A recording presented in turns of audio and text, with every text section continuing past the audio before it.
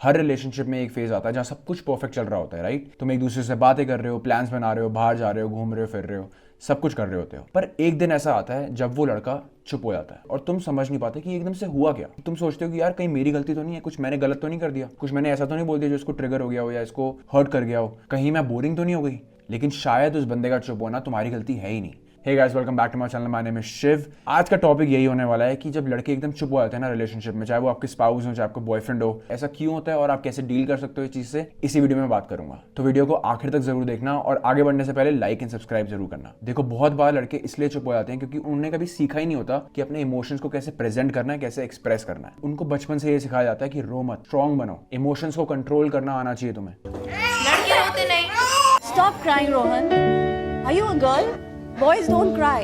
चलो, boys don't cry. अरे लड़के नहीं रोते यार।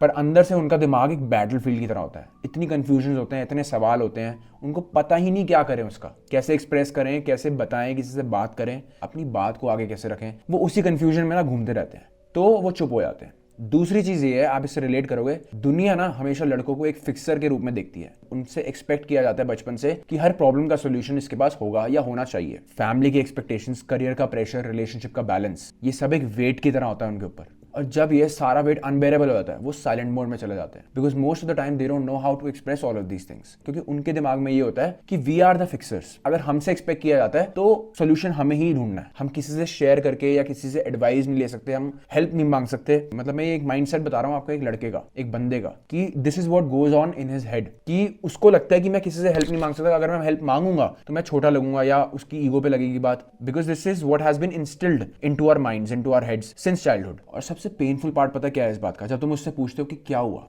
और वो जवाब देता है कुछ नहीं। तुम्हें पता चल रहा है उसकी आंखों में, उसके बोल चाल में, उसकी चाल ढाल में कि something is wrong, something is bothering him, something is like not right. Because over thinking इतनी चल रही होती है ना उसके दिमाग में कि वो कोई गलत स्टेप ना ले ले, इसलिए वो रोक के रखता है उस चीज को। बिकॉज एज आई सेड, ऐसी सिचुएशन में उनको पता ही नहीं होता कि करना क्या है। अब सवाल ये उठता है कि तुम क्या कर सकते हो as their other half, as their partner. उनको सपोर्ट करने के लिए आप क्या कर सकते हो? कुछ भी उन पे फोर्स मत करो, don't force anything on him. बार बार उनसे पूछो मत कि क्या हुआ, बता बता बता। Just try to be there as a silent supporter. जब उनको अपना दर्द शेयर करना होगा, उनको अपनी बात शेयर करनी होगी, अगर आपका कनेक्शन स्ट्रांग है तो eventually he will come to you and talk to you. But जितना आप उनको फोर्स करोगे कि बता बता बता, वो अपने शेल में और ज्यादा जाते जाएंगे और फिर उनको बाहर निकालना वहां से थोड़ा और ज्यादा मुश्किल हो जाएगा। बिकॉज उनको चाहिए स्पेस, जो उनको आज तक मिला नहीं। ऐसे फेज में they are in their own zone, they are trying to find themselves, they are trying to find the answers कि क्या हो सकता है, क्या नहीं हो सकता। इवेंचुअली उनको सोल्यूशन तभी मिलेगा, अच्छा तभी लगेगा when they will talk about it. But जब तक वो खुद से बात नहीं करते, don't force anything on him. Just be there as a silent supporter कि हाँ ठीक है, tell them I am here for you and whenever you are ready to talk, I am here to listen.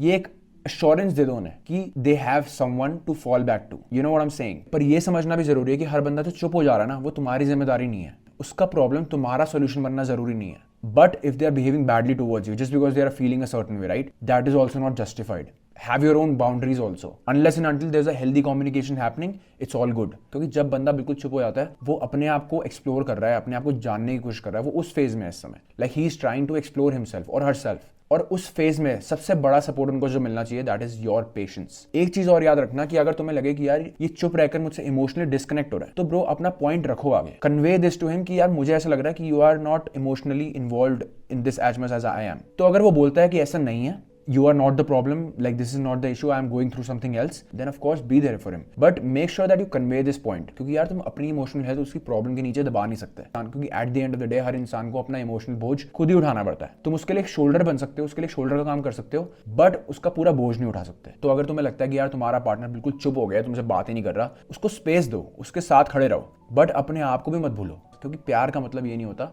कि तुम अपने आप को sacrifice कर दो। प्यार का मतलब ये होता है कि तुम एक दूसरे के साथ खड़े हो whenever the person is going through something, emotionally or physically, however, एक दूसरे को बेटर इंसान बनाने में मदद करना, साथ में ग्रो करना लाइफ में। That's what a relationship is about. Alright guys, this is it for the video. I hope this video helped you. If it did, like और subscribe जरूर करना, कमेंट में मुझे बताओ कि वीडियो कैसी लगी, and I'll see you guys in the next one. Peace!